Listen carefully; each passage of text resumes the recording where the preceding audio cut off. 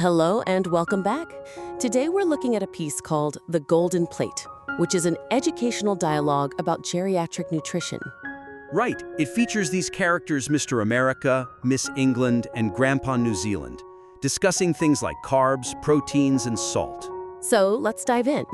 The nutritional science here seems solid, but there's something about the packaging, the delivery, that feels Off.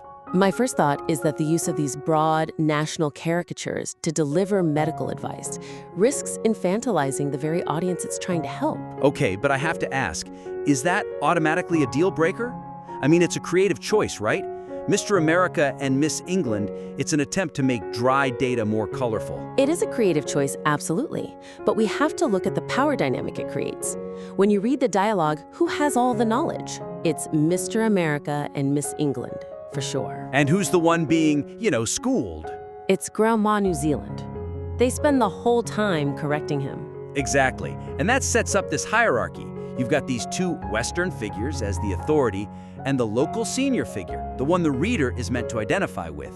He's positioned as the ignorant one. It's a scolder versus scoldee dynamic. Like a parent-child relationship, but for adults. Precisely. And look at how Grandpa is introduced. He's described as cuddling his gigantic rice bowl, and later, when he's told to cut back on red meat, the script says he pretends to faint dramatically.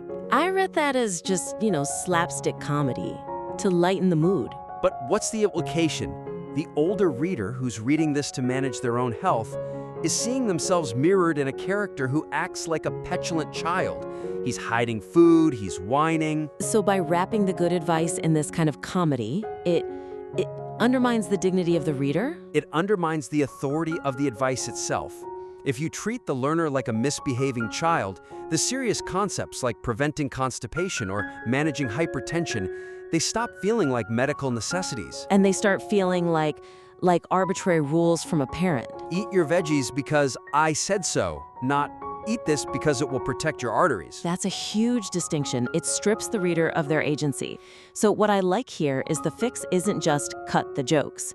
It's about shifting the entire perspective from scolding to collaborative problem solving. Yes, exactly. You have to reframe the entire dynamic. Grandpa shouldn't be the butt of the joke. He should be an active participant. Okay, so let's make that concrete. Instead of him hiding a giant rice bowl like a kid, have him voice a real adult concern. Imagine if he just said, look, I've eaten rice my whole life. I'm genuinely worried I won't feel full with root vegetables. that changes the whole conversation.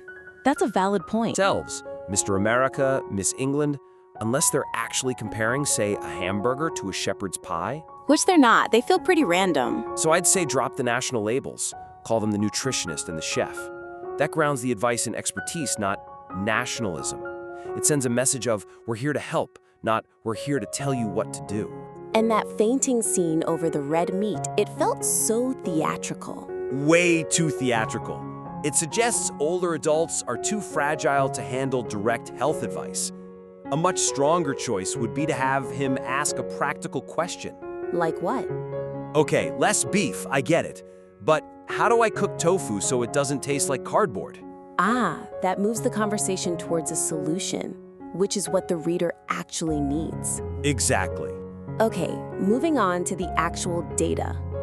The piece makes a strong case for dietary changes, but I admit, I got a bit lost in the numbers. You and me both. Let's start with the salt instruction. It says salt intake should stay under 150 grams per month. 150 grams a month. I mean, I just stared at that. It sounds very scientific, doesn't it? Very precise? It does, but how am I supposed to track that? Am I weighing my salt shaker on the 1st of the month and then again on the 30th? It's like accounting, not cooking.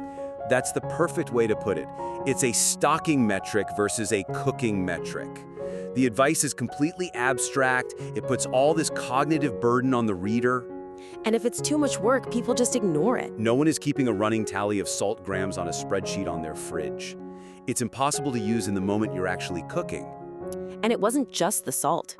It advises eating 1 to 2 bowls of rice. But then the script itself makes a joke that Grandpa's bowl is the size of New Zealand.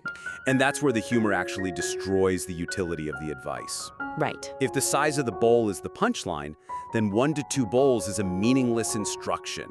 It's open to really dangerous misinterpretation. So the suggestion then is to take these big, long-term numbers and turn them into something tangible, something visual you can use every day without doing math.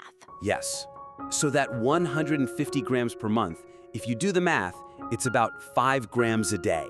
Okay, but 5 grams still needs a scale, which most people don't use for salt. True. So you visualize it. You say, that's roughly just under 1 flat teaspoon of salt for the whole day. Oh, that is so much better. I can see a teaspoon. I can actually fear that teaspoon. It's a tiny amount. It is, but that's the point. 150 grams sounds big and hides the severity. 1 teaspoon makes it real. And what about the rice bowl? You have to ditch the bowl measurement entirely. Replace it with things dietitians use, like anatomical comparisons. You mean like a portion of starch the size of your fist? Exactly. Or a portion of fish the size of a deck of cards. The size of your fist. That travels with you. No measuring cups needed. It makes the data accessible. I also saw the part about animal protein being 30% of that total, 60 to 70 grams. Ugh, that was a headache. I have to do percentage math before I can eat my lunch? It just creates friction. So instead of a percentage, you describe the ratio on the plate. Something like, for every 3 bites of protein you take, only 1 should be from meat. The other 2 could be from tofu or beans. I love that. 3 bites to 1. That's a rhythm. That's a way you can actually eat. It turns a math problem into an eating strategy. Which leads us nicely into the overall tone of the medical advice. The argument here, as I understand it, is that using so much humor to soften the dietary rules actually ends up minimizing the health risks. Which is fascinating, right? Because normally we tell people to be funnier, be lighter. Of course, no one wants to read a dry medical pamphlet, but the placement of the humor here felt strange. It's all about the placement. The script brings up these really high-stakes issues, slowing bowel motility, burdening the liver or kidneys. Damaging arteries. I mean, that's scary. Very. But then those warnings are immediately followed up with a joke about making chips out of chicken skin or breaking up with your pickles. Yeah, it creates this tonal dissonance. Like, you're at risk for a heart attack. Just kidding, look a pickle. It acts as a buffer. The writer seems afraid of the medical gravity, so they rush in with a punchline to undercut it. But the reader might just dismiss the no pickles rule as part of the comedy sketch, not as critical advice. So the why behind the advice never really lands with any weight. Exactly. The suggestion is to decouple the medical reason from the punchline. Let the so what land hard before you relieve the tension. Okay, give me an example. Let's take the section on eggs. The text says to limit them to 3 per week. Grandpa immediately jokes, "You mean 3 per day, right?" And they all laugh. It just glosses right over the risk. Right. Instead, you use that moment to briefly explain why. Mention cholesterol concerns. Let the gravity sit for a beat. Eating too many can harden the arteries. Pause. And then bring in the humor? Then you use humor to resolve it. Maybe Grandpa says, "Well, then I shall make Sunday breakfast the most magnificent event of the week. Those 3 eggs will be treated like royalty." That's a great shift. It respects the advice but keeps the character's voice. It resolves the tension instead of just erasing the warning. Exactly. I also saw that line about the cooking oil. Not fried, refried, and triple fried like last week. That felt like an exaggeration. I mean, who actually triple fries their food? And that's the danger. The hyperbole gives the reader an out. They can say, "Well, I don't triple fry my food, so this doesn't apply to me." I only double fry, so I'm fine. It creates a loophole. So get rid of the hyperbole and replace it with a realistic scenario, like reusing the oil from frying last night for a stir fry today. Then explain why that specific common habit is harmful. That's real, actionable feedback. This brings us to our final point, which feels like the biggest one. The whole framing of these lifestyle changes. It's just a long list of don'ts. It's a critical observation. The text uses this very strict binary language. No more chicken skin. Avoid salty foods. Limit to 3 eggs. It feels like a list of punishments. And it frames a healthy life as just a series of losses. You lose beef, you lose pickles, you lose the volume of rice in your bowl. It's no wonder the grandpa character is constantly mourning his food. It basically positions health as the enemy of enjoyment. And psychologically, that's just a recipe for failure. It is. In nutrition, there's this idea of crowding out. If you tell someone to stop eating something, all they do is obsess over it. It's the don't think of a pink elephant problem. And now all I can think about is a pink elephant. Exactly. If I say no pickles, you want a pickle. But if I tell you to add something healthy to your plate, your brain focuses on the addition, not the subtraction. So the suggestion is to shift the entire linguistic frame from restriction and removal to substitution and upgrade. Yes, take the no pickles rule. Instead of a hard ban, suggest a rinse and limit strategy. Or better yet, offer a recipe for a homemade quick pickle with vinegar and herbs instead of all that brine. That gives the readers something to do, not just something to stop doing. It's an active choice. It empowers them. And for the rice limit, right now it's just cutting the portion. That's a loss. Grandpa wants to feel full. That feeling of satiety is real. It's not just about calories. So how do you upgrade that? You emphasize what you're adding to the bowl. The text mentions sweet potato and cassava. So suggest mixing the rice with grated cassava to bulk it up. So you get to keep the same volume in the bowl. You keep the full bowl feeling that Grandpa craves, but you've upgraded the nutritional density with fiber. You've crowded out some of the simple starch. It's not eat less, it's eat smarter. That's a huge psychological shift. I get to eat a full bowl is so much better than I only get half a bowl. It's the difference between a diet and a lifestyle.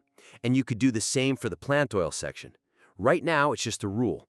35% should be plant-based. Another math problem. Instead, frame it as a culinary upgrade. Drizzling a good quality olive oil over your cooked vegetables adds a fresh flavor that animal fats just can't match. Now the healthy choice sounds like a gourmet choice, not a medical chore. It makes the new way of eating sound tastier, which aligns with what the characters say they want, delicious food. It finally fulfills the promise of the title, The Golden Plate. This has been a really comprehensive breakdown. Let's do a quick recap for our listener. We started with the overall tone. And the key takeaway there is about agency. Rewrite the characters to collaborate, not to scold. Move from that parent-child dynamic to a peer-to-peer conversation. Then we hit the metrics, the whole 150 grams per month issue. The goal there is to convert abstract numbers into daily visual tools. 1 teaspoon per day, a fist-sized portion. If you can't see it on your plate, you can't follow it. Next was the balance of humor and medical gravity. Right. Let the medical fact land first. Establish the stakes, the arteries, the liver. Then use humor to resolve the tension, not to hide the warning. And finally, we talked about reframing all the restrictions. Don't just ban foods. Offer substitutions and upgrades. Turn the diet into a culinary adventure, not a funeral for flavor. Add the good stuff to crowd out the bad. Taken together, these changes will make the material not just more respectful, but I think a lot more effective at actually changing behavior. Absolutely. It transforms the text from a lecture into a guide you actually want to use. To the listener who submitted The Golden Plate, thank you. It's a great concept, and with these shifts, it could be a really powerful health tool. We would love to see you apply these lenses, especially the metric conversion and the substitution framing, and send it back for a follow-up. I'm really interested to see if you can make the nutritionist and the chef feel just as lively, but with that added layer of respect. That wraps up our critique for today. Thank you for listening. Keep writing.